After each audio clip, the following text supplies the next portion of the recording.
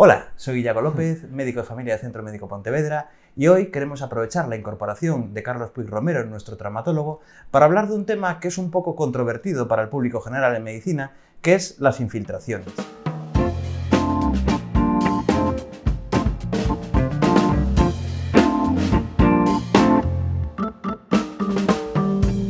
Es muy frecuente que las personas, cuando hablan de este tipo de técnicas, piensen que están hablando de algo peligrosísimo o que les va a inyectar una sustancia tremendamente tóxica, y sobre todo es debido a que una de las sustancias que primero se utilizaron como técnica, como sustancia de infiltración, fueron los corticoides, que están imbuidos de una gran leyenda negra en medicina, y parte de esa leyenda negra está bien ganada. Los que queráis saber un poquito más de eso, tenemos un vídeo en nuestro canal específicamente sobre los corticoides y sus efectos secundarios. Pero vamos a encargarnos aquí, yo voy a hablar un poquito de la parte biológica de este tipo de sustancias y después al verdadero experto en este tipo de técnicas, porque yo nunca las he utilizado y no las sé aplicar, y él, sin embargo, sí que las aplica en su ejercicio profesional. Voy a intentar primero desmitificar este tipo de sustancias. Lo cierto es que los corticoides son sustancias que nosotros producimos en nuestro cuerpo. Nuestras glándulas suprarrenales todos los días producen unos 30 miligramos de hidrocortisona al día. Es decir, no es algo tan tóxico si nosotros mismos lo producimos. Pero hace muchísimos años, en torno a los años 50, los años 60, se descubrieron los corticoides sintéticos y se vio que cuando se le administraban a una persona en grandes cantidades se conseguía prácticamente curar cualquier enfermedad. Y, desgraciadamente, cuando los médicos ya se habían lanzado en tromba a recetarlos en grandes cantidades, se descubrió que esa curación no venía a cambio de nada. Se descubrió que en el cuerpo producían un montón de efectos secundarios. Producían un retraso en los tiempos de cicatrización de las heridas, producían obesidad, provocaban una bajada de las defensas, provocaban un alto riesgo de desarrollar diabetes, y entonces cayeron en el olvido porque se vieron que parecían aparentemente más peligrosos que beneficiosos. Con el tiempo descubrimos técnicas para utilizarlos solo en aquellas enfermedades en las que los beneficios exceden a los riesgos, pero también se descubrieron algunas cosas, como la aplicación local. Y una cosa que os puede venir muy fácilmente a la cabeza es lo que hacemos con las dermatitis. La dermatitis es una enfermedad en la que un exceso de inmunidad provoca la enfermedad. Y en vez de tratarla con un corticoide en pastillas a una gran cantidad para que una pequeña fracción llegue a mi piel, directamente se aplica esa mínima cantidad, que es despreciable comparada con la que yo fabrico todos los días, la aplico directamente en la zona de la piel que tengo enferma y así solo actúa donde quiero y evito que en el resto del cuerpo me haga daño. También se utilizó en el asma bronquial. Antes el médico tenía que elegir entre si al paciente le provocaba unos graves efectos secundarios por corticoides generales o si el paciente se moría ahogado. Era una decisión terrible. Hoy nos basta con utilizar sencillamente un medicamento en una mínima cantidad directamente en el bronquio y ahorrarle al resto del cuerpo el efecto del medicamento. Y con respecto a las infiltraciones pasa algo parecido. Si yo tengo un pequeño órgano, como por ejemplo el tendón del supraespinoso o el epicóndilo, una pequeña región, y consigo que el medicamento alcance una altísima concentración en ese sitio, pero que sea despreciable comparado con la cantidad que yo produzco todos los días, consigo un gran efecto donde quiero y evito los efectos secundarios en el resto del cuerpo. Esto con respecto a la infiltración más clásica y la más antigua, tal vez, eso me lo confirmarás tú, que es la infiltración de corticoides. Pero yo quería preguntarte a ti un poquito, porque claro, yo la teoría, el aspecto de la fisiología humana, pues ya ves, lo cuento aquí con mucha alegría y con mucha solvencia, pero no las aplico, no sé bien cuáles son los criterios de cuándo a un paciente hay que aplicarle una y cuándo no, y además estoy muy oxidado, porque yo trabajé con los traumatólogos en el Hospital de Lugo pues hace 22 años, entonces pues no estoy nada actualizado en qué nuevas cosas, me consta que hay nuevas cosas que podéis hacer, sí, pero son cosas de las que no tengo ni la más remota idea. Entonces, si te parece bien, lo que primero podemos hablar es cuál es la utilidad que tienen las infiltraciones estas clásicas, de esa pequeña cantidad de corticoide. ¿Cuál es la utilidad que tienen? ¿Qué ventajas le ofrecen a un paciente? Muy bien. Hola, Iago, buenas. Muy buenas. Bueno, entonces, los pacientes que acuden a la consulta de traumatología, uno de los motivos principales por los que vienen es por el dolor y por la limitación funcional. Entonces, nuestra labor como traumatólogos es de entrada pues encontrar la causa de este problema, ¿no? Y para tratar de darle una solución, ¿no? Para ello, pues al principio, pues en casos sencillos con una entrevista y con una exploración física puedes llegar a un diagnóstico, y en otros casos pues puedes necesitar alguna prueba complementaria, como alguna prueba de imagen o a veces incluso pues una infiltración pues puede llegar a ser ayudar un poco a encontrar la causa del dolor del paciente. Entonces, bueno, una primera utilidad que tienen pues sería esto, el tratar de aliviar el dolor en una zona y si existe una mejoría importante de la sintomatología, pues ya sabemos que o puede orientarnos hacia el problema y hacia la solución del mismo. Eso se parece un poquito a lo que también hacemos en otros ámbitos de la medicina. Yo hace poco había grabado un vídeo sobre los trastornos psicosomáticos y explicaba que a veces te viene el paciente con un montón de síntomas y a veces el paciente tiene dos cosas a la vez. Tiene un trastorno de ansiedad y además tiene una enfermedad corporal. Y yo a veces utilizo el truquito de utilizar el ansiolítico para que todo lo que sea psicosomático desaparezca y entonces me quedo únicamente con los síntomas de ese hipotiroidismo que tiene el paciente o es otra enfermedad que causa... Porque cuando sumo todos los síntomas a la vez no me coincide con ninguna enfermedad, pero cuando he retirado la mitad de ellos, entonces me quedo con la enfermedad corporal que me permite averiguarlo. Y a vosotros eso me imagino que os pasa muy a menudo, que al paciente le duele toda la pierna y a lo mejor es que le duelen varias cosas a la vez, no tiene un único problema que explique todo lo que le duele, ¿no? Entonces a vosotros os ayuda a resolver adecuadamente el problema. Efectivamente, entonces esto por un lado y luego, pues bueno, luego también cuando ya has identificado cuál es el problema y tienes que darle una solución para mejorar la calidad de vida de ese paciente, pues algunas patologías necesitan pues hacer una modificación del estilo de vida o un cambio de actividad física, otras pueden necesitar una rehabilitación específica, otras patologías pueden incluso necesitar una intervención quirúrgica y bueno, y luego hay otras que a veces pues simplemente lo que necesitan es tiempo para recuperarse y para que vaya bajando una inflamación de algún episodio traumático que han tenido o de alguna sobrecarga o sobreuso de esa zona, que puede ser una articulación o un tendón. Entonces, pues en ese caso, pues las infiltraciones también nos sirven para inyectar un antiinflamatorio, que sería, pues en este caso, el corticoide, para que vaya haciendo efecto el antiinflamatorio y esto ayude, pues en algunos casos, a resolver el problema, si el problema es básicamente una inflamación, y en otros casos, pues que el paciente necesita, pues a lo mejor un tratamiento, una rehabilitación específica o algún otro tratamiento y no puede hacerlo pues porque está con un dolor importante, pues a lo mejor esa infiltración lo que ayuda es a que al mejorar el dolor, pues puede centrar los esfuerzos en hacer el tratamiento pues para tratar de solucionar ese problema. Y eso me parece una cosa bastante interesante porque en nuestra cultura popular siempre entendemos el dolor como algo malo. Y bueno, en términos generales podemos decir que sí, pero el dolor existe por algo, es decir, la razón por la que la naturaleza hizo que los animales desarrollásemos unas vías nociceptivas, unas vías del dolor, era para no hacer aquello que era peligroso, es decir, que si un animal pisaba algo que le hacía daño, que el animal no lo pisase, y a nosotros nos pasa algo parecido. Y el dolor a los médicos nos ayuda mucho para saber qué te pasa. Ahora bien, una vez que ya sé qué te pasa, ya no hace falta que te siga doliendo, y es cuando realmente podemos ejercer nuestro efecto curativo, pero si las fracturas no doliesen, por ejemplo, pues la gente se quedaría coja sin que pudiese saberlo, es decir, una persona se rompería un tobillo y caminaría raro, pero como no le duele no buscaría ayuda en el médico y acabará teniendo un problema grande, ¿no? Entonces, gracias a que existe el dolor y que además el dolor suele ser proporcional a lo mal que estás, te ayuda. Lo malo es que, lo que tú comentabas antes, que a veces, una vez que ya tenemos hecho un diagnóstico, tenemos una pauta de tratamiento, resulta que el dolor nos impide hacer el trabajo que querríamos hacer para que esa persona se acabase curando finalmente. Y ahí es cuando ya el dolor es algo completamente innecesario y además es un poco cruel permitir que el paciente le duela cuando estamos en 2024 y tenemos truquitos para que el paciente, el pobre, no lo pase tan mal, ¿no? Porque tenemos nuestras herramientas. Claro.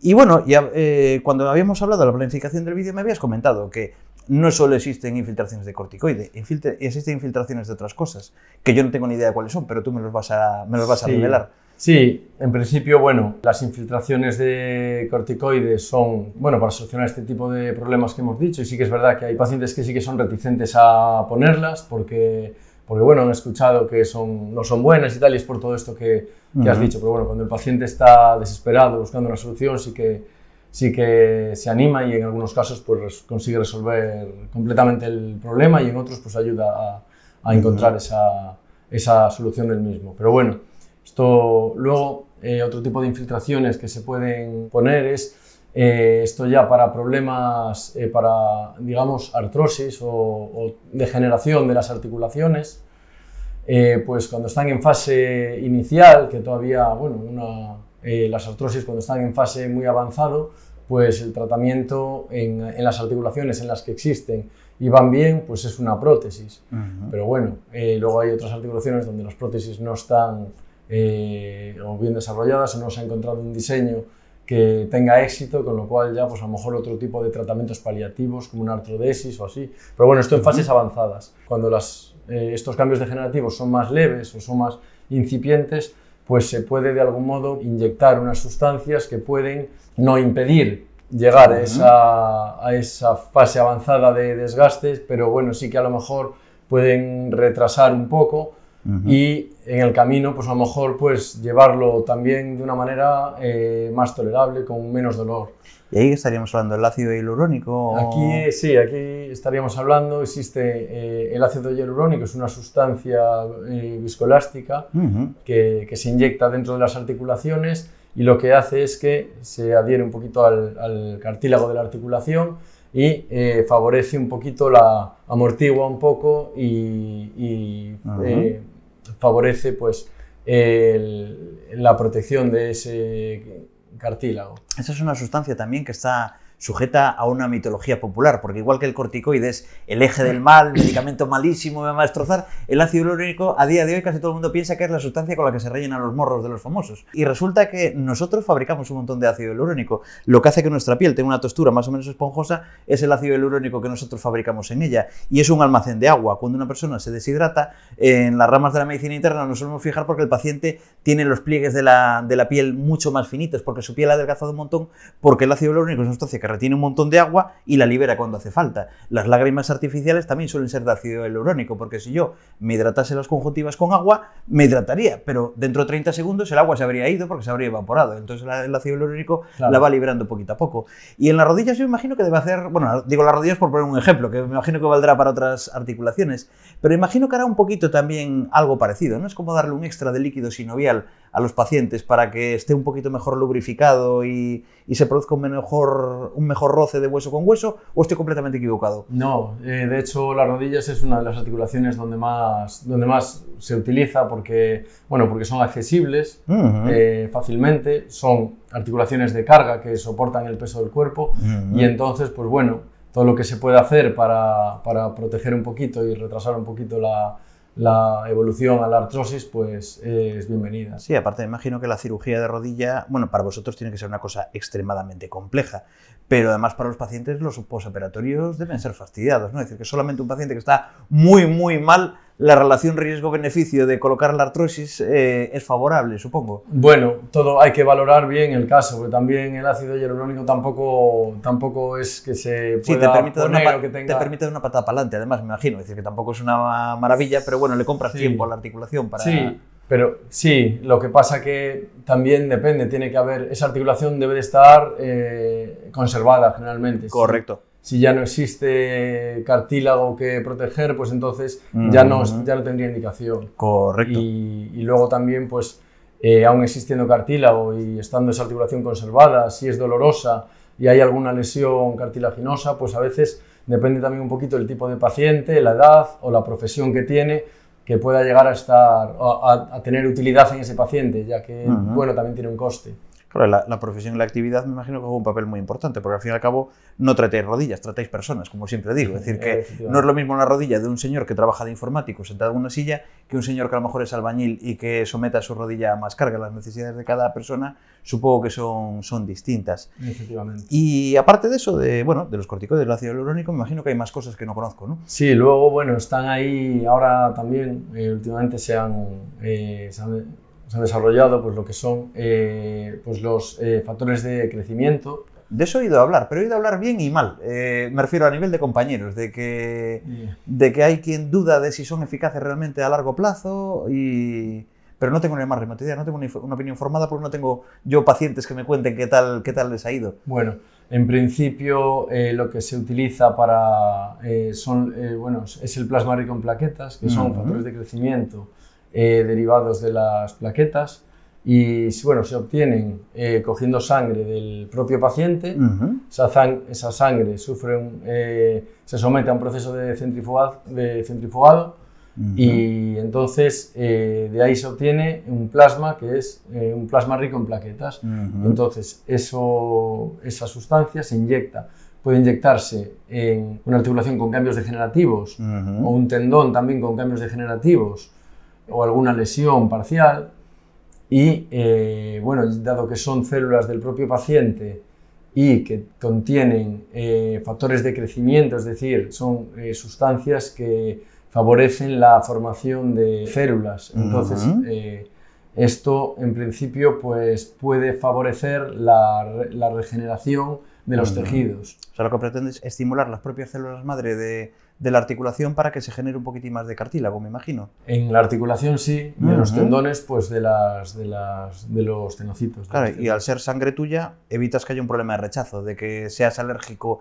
a la sangre de otro paciente o que la rechaces. Me imagino que es la razón por la que se utiliza una muestra de la propia persona, ¿no? Efectivamente, en principio pues sobre el papel pues tiene potencial de regeneración celular, vamos, que no lo tienen pues el ácido hialurónico, ¿no? Correcto. O sea, Sí, el ácido hialurónico básicamente le estás metiendo 3 en 1 casi en la rodilla, ¿no? Pero aquí tienes la oportunidad de regenerarlo. ¿Y tú has visto buenos resultados con este tipo de técnicas? Sí, en principio pues lo importante es primero encontrar una buena indicación, es decir, un paciente al que creas que se va a beneficiar de esa técnica, valorando siempre el beneficio y el riesgo, ¿no? Porque, y el coste también.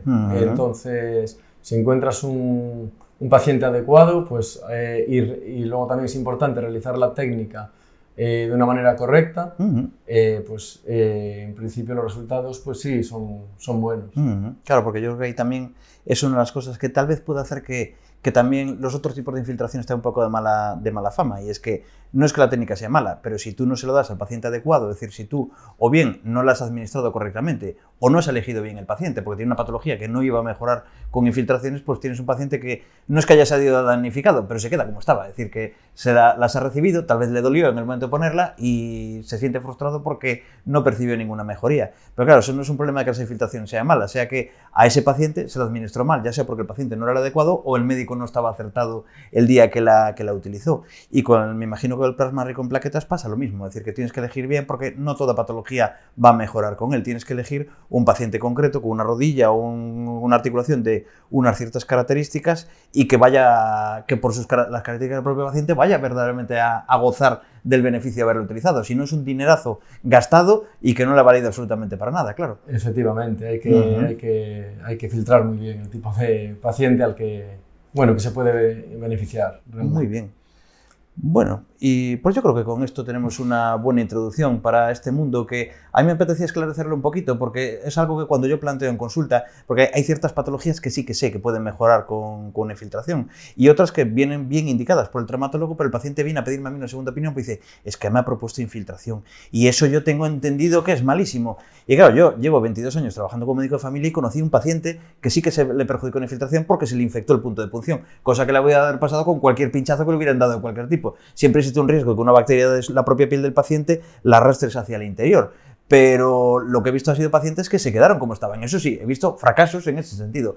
Pero nunca conocí a un paciente que dijese, maldita la hora en que decidí hacerle caso al traumatólogo, porque es muy difícil damnificar de un modo real a una persona con una técnica de este tipo. Otra cosa es que, claro, son pruebas que, es un pinchazo, es una prueba invasiva, duele, cuesta dinero y no deberíamos hacer estas cosas al tuntum. Deberíamos elegir bien a quién se las hacemos y hacerlo con el mayor cuidado posible. Sí, pero rechazarlas de entrada me parece que es una pena, porque en muchas patologías, pues, por ejemplo en la tendinitis supraespinosa, tienes unos escalones de tratamiento, tienes el antiinflamatorio, tienes la fisioterapia, cuando estos dos escalones han fracasado, que yo sepa, el siguiente es la infiltración y después ya tiene la cirugía de hombro, que es una cosa que tiene, no es como un paseo por el monte a coger setas, es una cirugía que tiene su complejidad y a mí me das a elegir en plan... Y dice, mira, ¿qué te parece si probamos con infiltración antes de operarte el hombro? Yo me quedo con la infiltración. A mí, a ver, si hay que operarlo, se opera, pero operar para nada es tontería. Si hay la posibilidad de que una infiltración de una pequeña cantidad de fármaco me ayude, yo me quedo con ella, desde luego. Es decir, que deberíamos darles el justo lugar que les corresponde en la medicina y no rechazarlos de entrada porque tengamos fobias preconcebidas al respecto. Y bueno, yo creo que como presentación de nuestro nuevo fichaje, creo que os hemos dado suficientemente la tabarra. Y bueno, nos reservamos la posibilidad de poder entrevistarle para otras cosillas si surge algo de dudas por vuestra parte para nuestro canal. Así que nos despedimos de vosotros hasta el próximo vídeo y un saludo. Hasta luego.